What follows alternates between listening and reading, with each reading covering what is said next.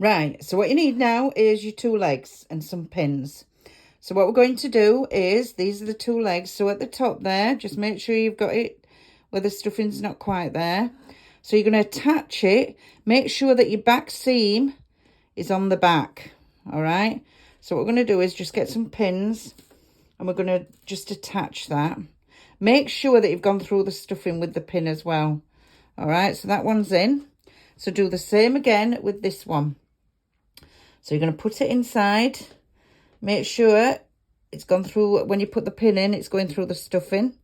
All right, so just get another pin and just put it through, right through the leg there like that. Okay, and that's it. If you're not happy and you just feel you want another pin in, just put another pin in, because sometimes I put 3 pins. So from that leg, to make sure that leg's in, just make sure it's inside. All right, so push it up a little bit if you're not sure. And then through, put another pin in, so it's holding it all in place. All right, so that leg, you're making sure both legs are in place. All right, so then all you're going to do is stitch along there.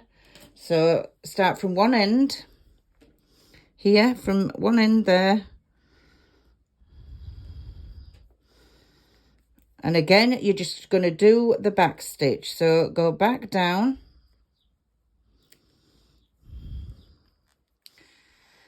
Just make sure you're going through both legs when you've pinned, and make sure you are sewing through both legs.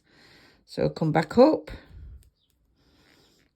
Sometimes it might be a bit difficult getting it through because you're going through stuffing as well, which is fine because that's what you want to do.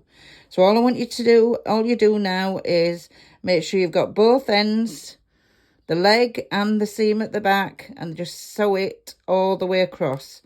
And then what we're going to do next is we're going to do the arms. So continue to do that all the way across and then take the pins out.